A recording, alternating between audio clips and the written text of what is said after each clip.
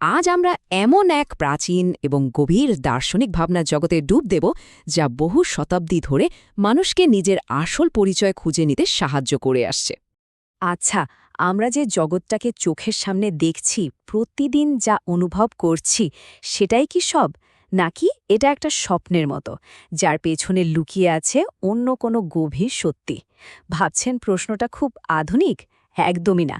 এই প্রশ্নটা কিন্তু হাজার হাজার বছরের পুরনো, সেই প্রাচীনকাল থেকেই মানুষকে ভাবিয়ে আসছে।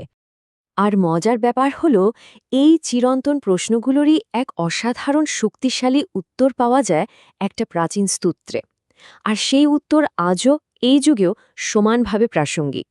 চলুন তাহলে শুরু করা যাক প্রথম পর্ব দিয়ে, নীরব শিক্ষকের স্তোপগান। প্রথমেই জেনে নিই এই স্তোত্রটা কোথা থেকে এলো আর এর মূল ভাবনাটাই বা কী। এই যে দেখছেন, এটাই হলো সেই বিখ্যাত দক্ষিণামূর্তি স্তোত্র। বলা হয় এটি আদি শঙ্করাচার্যের লেখা, অদ্বৈত বেদান্ত দর্শনের এক মাস্টারপিস। এর কাব্যিক সৌন্দর্য আর গভীর দার্শনিক জ্ঞান দুটোই এক কথায় অতুলনীয়। তো এই দক্ষিণামূর্তি, তিনি আসলে কে? উনি হলেন ভগবান শিবের একটা বিশেষ রূপ। তাকে বলা হয় আদিগুরু, মানে সকল গুরুরও গুরু। আর এই স্তোত্রটা, এই যে স্তবগান, সেটা তাকেই উৎসর্গ করা হয়েছে, যিনি হলেন পরম জ্ঞানের এক জীবন্ত প্রতীক। আর এখানে সবচেয়ে আকর্ষণীয় বিষয়টা, দক্ষিণামূর্তির শেখানোর পদ্ধতিটা কিন্তু আর পাঁচজনের মতো নয়। তিনি কোনো কথা বলেন না, তার সবচেয়ে গভীর শিক্ষাটা আসে গভীর নীরবতার মধ্যে দিয়ে। এবার আমরা চলে যাচ্ছি আমাদের দ্বিতীয় পর্বে, আয়নায় প্রতিফলিত বাস্তবতা। চলুন দেখি এই স্রোত কিছু অসাধারণ রূপকের মাধ্যমে বাস্তবতার আসল চেহারাটা কিভাবে তুলে ধরে। স্তোত্রের শুরুতেই একটা দুর্দান্ত উপমা দেওয়া হয়েছে। বলা হচ্ছে, এই যে এত বড় জগৎ যা আমরা আমাদের বাইরে দেখি, সেটা আসলে কি? সেটা নাকি একটা আয়নার মধ্যে ফুটে ওঠা শহরের প্রতিবিম্বের মতো, আর সেই আয়নাটা রয়েছে আমাদের আত্মার ভেতরেই। ব্যাপারটা একটু ভেঙে বলি, দেখুন, প্রতিফলন মানে এই যে আমাদের জগৎ, এটাকে দেখে মনে হয় এটা আলাদা, এটা সবসময় বদলাচ্ছে, তাই না? কিন্তু এর আসল উৎসটা কি? সেটা হলো আয়না, মানে আমাদের আত্মা। জগৎটা যতই বদলাক না কেন, সেই আত্মা কিন্তু একদম স্থির, একদম অপরিবর্তনীয়। এরপর স্তোত্রে আরও একটা চমৎকার রূপক ব্যবহার করা হয়েছে। ভাবুন তো, একটা ছোট্ট বীজের মধ্যে কিভাবে একটা বিশাল মহীরুহের সব সম্ভাবনা লুকিয়ে থাকে। ঠিক সেভাবেই এই পুরো বিশ্বব্রহ্মাণ্ড একটা সূক্ষ্ম উৎস থেকেই প্রকাশিত হয়েছে। তার মানে কি দাঁড়ালো?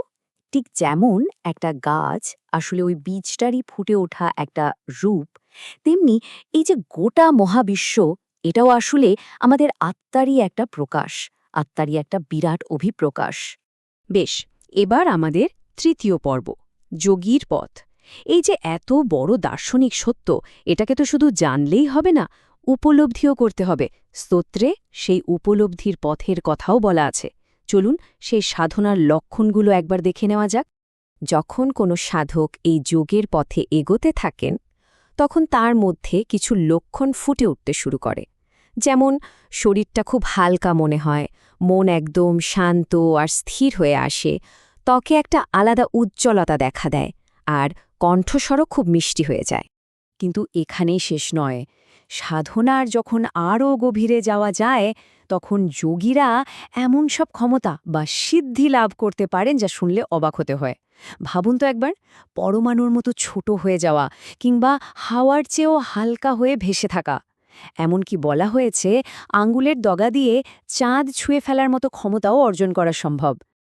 আমাদের শেষ পর্ব, কেন এই ধারণাগুলো আজও টিকে আছে? প্রশ্নটা হলো, হাজার হাজার বছর পেরিয়ে যাওয়ার পরেও এই প্রাচীন জ্ঞানটা আমাদের কাছে এত গুরুত্বপূর্ণ কেন? কারণ এই স্তোত্রের মূল কথাটা খুব সহজ, কিন্তু অত্যন্ত গভীর।